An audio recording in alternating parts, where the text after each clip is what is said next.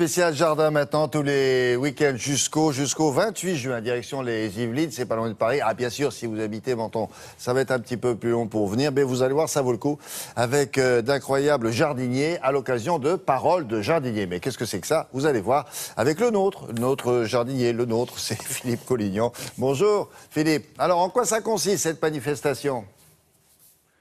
Bonjour William, oui c'est la 4e édition de Paroles de jardinier en Yvelines. Alors 63 jardins seront ouverts à cette occasion, alors des jardins publics comme Versailles, Saint-Germain, mais également des jardins privés qui sont fermés généralement et ils vont ouvrir leurs portes à cette occasion. Alors justement, là vous êtes dans lequel des deux? Jardin public ou jardin privé? Un jardin privé nous a été prêté ce matin par Sonia, qui nous a ouvert ce jardin rien que pour nous.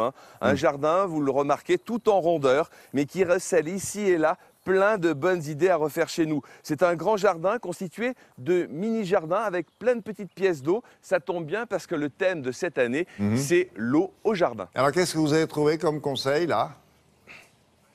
Alors déjà, regardez, que planter à l'ombre d'un grand arbre? Là, vous avez vraiment un grand saule pleureur. Alors, qu'est-ce qu'on peut mettre? Qu'est-ce qui peut pousser sous le grand saule pleureur? Déjà, Sonia a créé une petite pièce de verdure qui attire déjà la lumière, parce qu'il faut attirer la lumière avec des miroirs, mais également l'eau piège naturellement la lumière.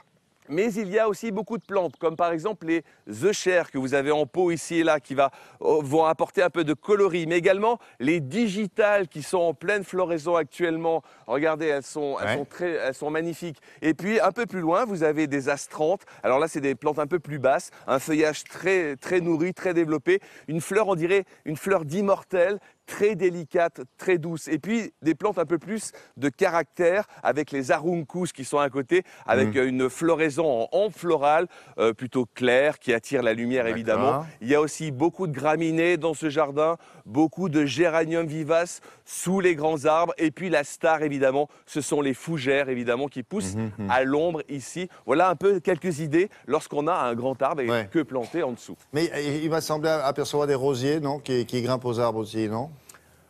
Il y a beaucoup de rosiers ici. Regardez, belle idée à reprendre aussi dans son jardin. On a mis un petit rosier liane ici, qui est discret, il n'est pas étouffant. Il s'appelle Violetta.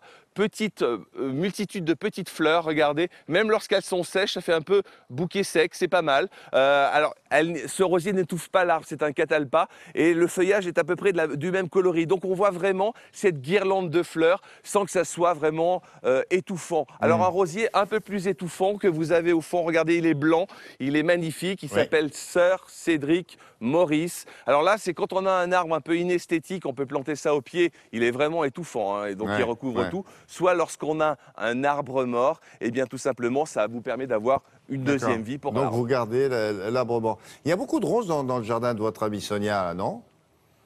Il y a beaucoup de roses. Regardez, des roses aussi qui sont conduites sous une forme de petite tonnelle magnifique. Celui-là, il s'appelle Lavanda lassi. Un bouton très rose, un rose plus soutenu la fleur est très épanouie, et un rose très pâle en fin de vie. Et ces rosiers sont mariés ici avec des lierres vraiment panachées pour attirer toujours la lumière. Et puis mariés aussi, on le voit, avec des clématites. Le rosier aime bien la clématite, c'est vraiment une très belle association. Et puis vous avez aussi des espèces botaniques dans ce jardin. Regardez les cercis à feuilles rouges, ça donne vraiment du caractère. Et puis quelque chose d'original, on l'oublie souvent, ce sont les arbres à écorce. Vous avez l'arbre cannelle ici, couleur cannelle évidemment. Et puis c'est un arbre qui se desquame, c'est un érable qui se desquame et qui donne une petite touche d'originalité, une petite œuvre d'art naturel au jardin. C'est joli ce jardin, dis donc. Quelle est la surface? Et puis il y a combien de petites scènes comme ça dans le jardin? Il y a plus d'une dizaine de petites scènes sur 5000 m² à peu près. Ce sont souvent des petits endroits où l'on peut s'arrêter, se reposer, se ressourcer. On peut lire aussi, il y a pas mal de petites choses où on peut lire. On peut laisser en tout cas courir son regard ici et là. Il y a plein de petits points d'eau, à chaque petite scène un petit point d'eau. Alors pourquoi beaucoup de petits points d'eau? C'est charmant, ça évolue au fil des temps et surtout ça masque les bruits indiscrets. Lorsqu'on a une route près de chez nous ou lorsqu'il y a un avion qui passe comme ici, ici Ouais. toutes les 5 minutes sur notre tête, bah, on l'entend eh bien pas, là. ça atténue ces bruits désagréables. Non, là, il ne passe pas, on est juste dans la trouée, il ne passe pas, donc ça atténue ces bruits parasites. On les a fait arrêter là-bas du côté d'Orly. Ils sont très obéissants avec vous. Ouais, très obéissant. Et regardez, c'est magnifique. Ouais. Regardez ce plan large des feuilles magnifiques. Là, une grande feuille, on appelle ça un gunera. 2 mètres de diamètre sur cette feuille. Magnifique jardin. Bon, Merci voilà, beaucoup. vous allez pouvoir visiter ça ce week-end. Oui, merci. Et le week-end prochain. Oui, c'est jusqu'au 28, je crois, hein, dans le département des Yvelines. Merci Exactement. beaucoup. Au revoir. Vous remercierez les contrôleurs aériens qui vous ont donné un coup de main. Alors, tout à fait autre chose maintenant. France 2.